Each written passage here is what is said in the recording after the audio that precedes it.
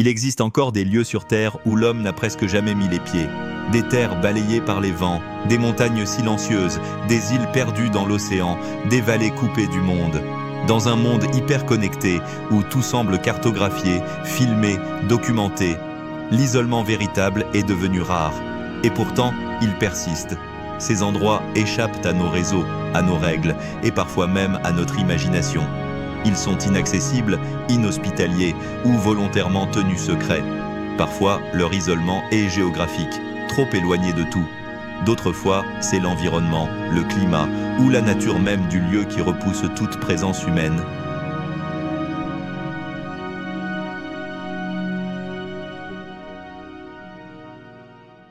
Mais ce sont précisément ces endroits-là qui fascinent, car ils nous confrontent à une vérité simple. Malgré toute notre technologie, il existe encore des zones où l'humanité ne domine pas. Bienvenue sur l'essence du savoir. Aujourd'hui, je t'emmène dans un tour du monde, à la découverte des endroits les plus isolés de la planète. Prépare-toi à traverser des déserts, à grimper dans les hauteurs, à affronter la glace, le feu, le silence et l'immensité. Bienvenue dans un monde où l'homme n'a pas sa place. Lieu 1. L'île Bouvet, océan Atlantique Sud. Imagine une île battue par les vents, entourée d'icebergs, à plus de 2200 km de toute terre habitée. Bienvenue sur l'île Bouvet, un des lieux les plus isolés de la planète. Située dans l'océan Atlantique Sud, entre l'Afrique et l'Antarctique, cette île volcanique norvégienne est presque entièrement recouverte de glace. Elle mesure à peine 49 km² et personne n'y vit. Jamais. L'île Bouvet est tellement reculée que certains satellites ont du mal à la localiser avec précision. Il n'y a aucun port, aucun aéroport, aucune infrastructure.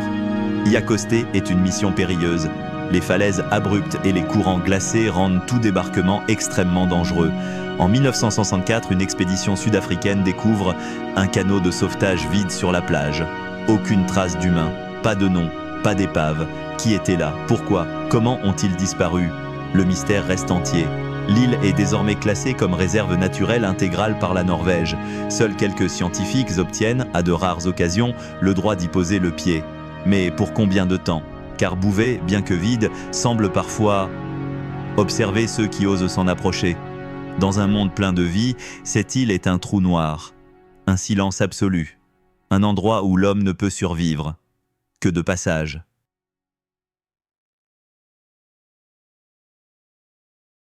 Lieu 2, la vallée de la mort, Antarctique. Le mot vallée évoque souvent la verdure, la vie, la tranquillité. Mais il existe une vallée où il n'y a rien, rien du tout. Bienvenue dans les vallées sèches de McMurdo, en Antarctique. Ce lieu est tellement isolé qu'il est souvent comparé à la surface de Mars. Ici, il ne neige pas, pas de glace en surface. Le vent souffle sans cesse, balayant toute trace d'humidité. Résultat, certaines zones n'ont pas vu de précipitations depuis plus de 2 millions d'années. C'est l'endroit le plus aride du continent antarctique. Et pourtant, il fait en moyenne moins 20 degrés. Aucun arbre, aucun oiseau, aucun insecte. Seuls quelques microbes, capables de survivre dans l'extrême, ont été découverts dans des poches d'eau salée souterraines. Pour s'y rendre, il faut prendre un avion militaire depuis la station McMurdo, puis un hélicoptère, et enfin marcher avec des équipements lourds. Chaque pas est un défi. Mais cette vallée n'attire pas seulement les scientifiques, elle attire aussi les rêveurs, les passionnés d'extrême et ceux qui cherchent à s'éloigner du monde. Un chercheur a déclaré après 3 jours passés seul dans la vallée, « Le silence était si profond que j'ai entendu mon propre cœur battre. Et j'ai eu l'impression qu'il ne battait pas pour moi, mais pour quelque chose d'autre. »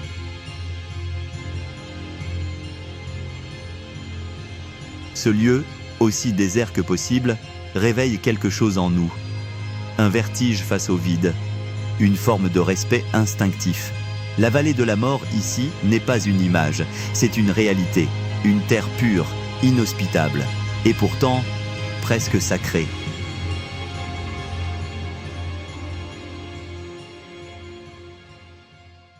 Lieu 3, Tristan d'Acunha, l'île habitée la plus isolée du monde, à plus de 2400 km des côtes sud-africaines, perdue au cœur de l'océan Atlantique Sud, se trouve une petite île volcanique balayée par les vents. Tristan d'Acunha, c'est l'île habitée la plus isolée du monde. Aucune route pour y accéder, aucun aéroport, aucun port en dur. Le seul moyen d'y parvenir, embarquer sur un navire cargo, affronter plus d'une semaine de mer agitée et espérer que les conditions météo permettent d'accoster. Pourtant, environ 250 personnes y vivent. Un village unique appelé Edinburgh of the Seven Seas, coincé entre l'océan et les pentes d'un volcan actif. Ici, il n'y a pas de crime, pas de magasin, pas de bruit de circulation, tout fonctionne par entraide. La communauté cultive ses légumes, pêche ses ressources, élève ses animaux. Il n'y a pas d'anonymat, tout le monde se connaît. La vie y suit un rythme lent, dicté par la météo et les saisons. Et pourtant, vivre à Tristan d'Acunha, c'est accepter une forme d'emprisonnement volontaire. On ne peut pas partir sur un coup de tête. Il faut des mois de préparation. Parfois, aucun bateau ne vient pendant plusieurs semaines, voire des mois. L'isolement ici est total, géographique mais aussi mental. Certains visiteurs disent avoir ressenti une forme de paix absolue, une déconnexion salutaire. D'autres ont ressenti l'angoisse. Et si quelque chose arrivait? Aucun hôpital moderne, aucun avion, aucun renfort. Mais ceux qui y vivent n'échangeraient leur place pour rien au monde. Ils ont choisi la solitude. Et dans leur isolement, ils ont trouvé un sens à la vie que le reste du monde semble avoir perdu.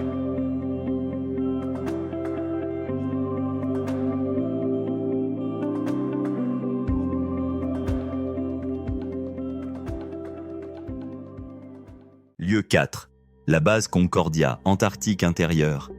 À l'intérieur du continent antarctique, là où la glace règne, se dresse une base scientifique franco-italienne connue des chercheurs du monde entier, la base Concordia. Surnommée le Dôme du Silence, cette station se trouve à plus de 3200 mètres d'altitude, sur le plateau antarctique, l'un des endroits les plus inhospitaliers de la planète. Température moyenne, moins 50 degrés en été, jusqu'à moins 80 degrés en hiver. Aucun lever de soleil pendant 4 mois. Aucun avion ne peut atterrir entre février et novembre. Pendant ces 9 mois d'hiver, les scientifiques présents sont coupés du monde. Pas de sortie possible, pas de renfort, pas de retour. Et ils ne sont que 12 à 15 personnes à endurer cet isolement extrême chaque année. L'environnement est si rude qu'on utilise la base Concordia pour simuler les conditions de vie sur Mars. Le manque de lumière, la pression psychologique, l'ennui, l'extrême froideur, la routine, tout y est étudié. Les témoignages parlent d'une relation étrange au temps. Une semaine semble durer 1 mois. Les journées perdent leur sens. On vit dans une bulle gelée où l'on apprend à cohabiter, à coopérer et à ne pas sombrer dans le désespoir. Mais au-delà des difficultés, les scientifiques disent aussi que le silence y est pur. Le ciel nocturne est d'une beauté inégalable. Et l'absence du monde extérieur devient un miroir vers l'intérieur. Ici, à Concordia, ce n'est pas seulement le froid qu'il faut affronter, c'est soi-même.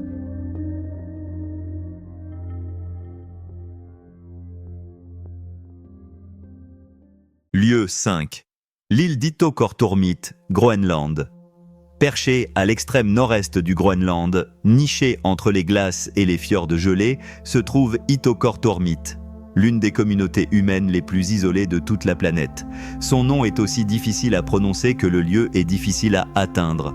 Pas de route, pas de port profond, aucune liaison terrestre avec le reste du pays. Pour s'y rendre, il faut prendre un vol intérieur depuis Reykjavik jusqu'à une petite piste, puis embarquer sur un hélicoptère ou un traîneau tiré par des chiens. Et parfois, attendre des semaines que la météo le permette. Les habitants sont moins de 500, ils vivent principalement de la chasse, de la pêche et d'un mode de vie hérité des Inuits depuis des générations. En hiver, la nuit dure 2 mois entiers, le froid est extrême. La température peut descendre sous les moins 40 degrés. Le vent rend toute sortie risquée. Et pourtant, au cœur de ce décor blanc et silencieux, la vie continue. Les enfants vont à l'école, les familles se retrouvent autour de repas chauds, les chiens aboient dans la neige. L'isolement ici n'est pas un accident, c'est une culture, une identité. Mais Itokortormit reste vulnérable. Le moindre problème médical peut devenir une urgence vitale. L'approvisionnement dépend entièrement des cargos et hélicoptères. Malgré tout, ceux qui y vivent refusent de partir, trouvant l'essentiel dans le silence et la glace. La simplicité, le lien humain et le respect de la nature. Dans un monde trop bruyant, trop connecté, trop rapide, cette petite communauté semble avoir trouvé un autre équilibre. Lieu 6, le désert de Dasht et Lut, Iran. Il est possible de se sentir isolé dans la glace, mais l'isolement peut aussi naître du feu. Bienvenue dans le Dasht et Lut, en Iran, l'un des déserts les plus extrêmes, les plus brûlants et les plus isolés du monde. Ce désert est un enfer minéral, pas une seule goutte de pluie, aucune végétation, pas de vie animale, pas de village. En été, la température au sol y atteint 70,7 degrés Celsius, un record mondial enregistré par satellite. Même les bactéries y survivent difficilement. Des champs de sable noir, des canyons profonds, des collines sculptées par le vent appelées Yardang. Marcher ici est quasiment impossible. Il n'y a ni eau, ni ombre, ni traces humaines. Les rares expéditions scientifiques qui s'y sont aventurées racontent une sensation de silence absolu, amplifiée par la chaleur étouffante. Pas de signal radio, pas de réseau. À certains endroits, même la boussole devient instable à cause des roches ferrugineuses. Mais pourquoi ce désert fascine-t-il autant ? Peut-être parce qu'il est une sorte de miroir. Une version extrême de la solitude humaine. Un espace où tout s'arrête, où l'homme n'est rien, où seul le monde existe encore. Dans le Dasht et Lut, l'isolement est total. Pas d'eau, pas de vie, pas de secours. Et pourtant, dans ce vide absolu, certains disent avoir ressenti une présence, comme si ce désert avait une conscience.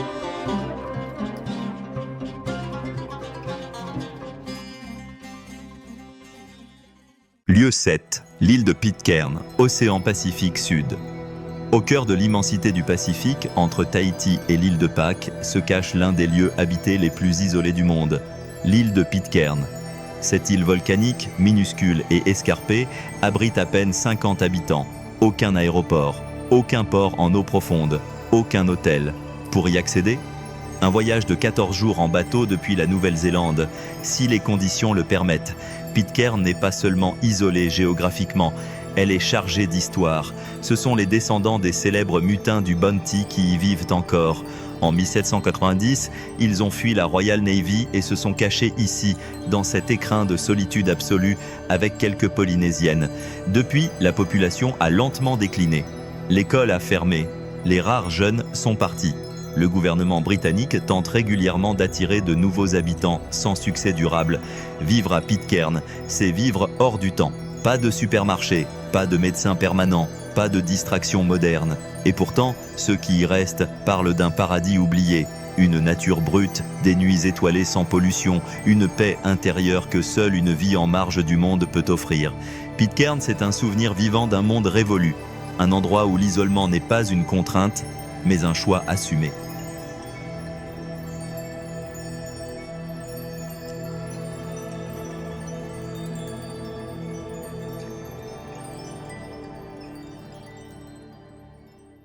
Lieu 8, la Rinconada, Pérou. Imagine une ville perchée à plus de 500 mètres d'altitude, accrochée à la roche, respirant difficilement. Bienvenue à la Rinconada, la plus haute ville permanente du monde. Perdue dans les Andes péruviennes, à proximité de glaciers gigantesques, cette ville semble hors d'atteinte de la civilisation. Il n'y a pas de route goudronnée pour y accéder. Il faut des jours de marche ou de transport chaotique jusqu'à ce que l'air devienne si mince qu'on peine à respirer. Et pourtant, plus de 50 000 personnes y vivent. Pourquoi ? Pour l'or. La Rinconada est un camp minier géant, né de la ruée vers l'or du XXIe siècle. Les conditions y sont extrêmes. Pas d'eau courante, pas de système de gestion des déchets, des températures pouvant chuter à moins 20 degrés la nuit et une altitude qui provoque des maux de tête, des insomnies et parfois des troubles mentaux. L'isolement ici est autant physique que social. Il n'y a pas d'autorité réelle, pas de plan d'urbanisme. C'est une ville qui s'est construite dans le chaos, à la limite de ce que le corps humain peut endurer. Et pourtant, chaque jour, des milliers d'hommes descendent dans les galeries sombres à la recherche d'or. Parfois, ils trouvent quelques grammes, parfois rien. Et la nuit venue, dans les ruelles de boue, un étrange silence règne. Pas celui de la paix, mais celui du dépassement de soi, de l'oubli de soi et de l'abandon. À la Rinconada, l'homme ne vit pas contre la montagne. Il vit avec elle, ou sous elle.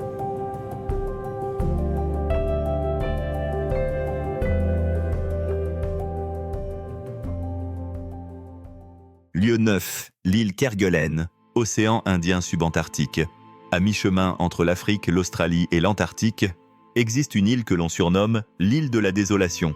Bienvenue sur Kerguelen, une terre française totalement inhabitée, à plus de 3000 km de la civilisation. Pas de vol commercial, pas de port touristique. Pour y accéder, une mission scientifique par bateau, 1 à 2 fois par an, avec plusieurs jours de mer. L'île est balayée par des vents violents, parfois à plus de 150 km/h. La pluie tombe 300 jours par an. Les températures oscillent autour de 0 degrés Celsius, été comme hiver. Aucun arbre, seulement de la mousse, du lichen, des rochers et un silence infini. Quelques scientifiques y vivent en rotation à la base de Porto Français. Leur travail, étudier le climat, l'océan, les oiseaux, les impacts du vent et du temps sur une terre oubliée. Ce lieu est parfait pour se perdre ou se retrouver. Certains parlent de visions durant les longues semaines de brouillard, d'une perte totale des repères temporels et d'une grande fatigue mentale. Mais il y a aussi une magie. L'impression d'être sur une autre planète, l'impression d'avoir touché l'invisible, ce que l'humanité ne peut plus ressentir ailleurs. Kerguelen est un rappel, un souffle, une frontière entre le monde et le néant.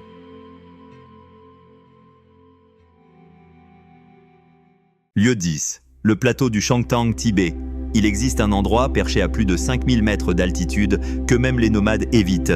Un territoire immense, glacé, balayé par des vents furieux. C'est le plateau du Changtang, dans le nord-ouest du Tibet. L'hiver y dure plus de 8 mois. Les températures atteignent moins 40 degrés. Il n'y a ni route, ni ville, ni village permanent.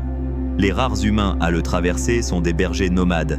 Ils vivent en tente, déplacent leurs troupeaux, dorment sous les étoiles et disparaissent parfois sans laisser de traces. Ici, l'oxygène est rare, l'eau est gelée, le vent coupe le souffle, le sol est gelé en permanence. La nuit tombe en quelques minutes. Les satellites montrent d'étranges formations circulaires, d'anciens lacs asséchés et parfois des lumières sans source apparente. Des rumeurs locales parlent de lieux sacrés interdits, de montagnes interdites d'accès, de zones où les animaux eux-mêmes n'osent pas entrer. Le Changtang n'est pas seulement un désert glacé, c'est un sanctuaire silencieux, un test ultime de résilience. Ceux qui l'ont traversé parlent d'une connexion étrange à quelque chose de plus grand. Certains y ont trouvé Dieu, d'autres, le vide. L'isolement fascine, il effraie aussi.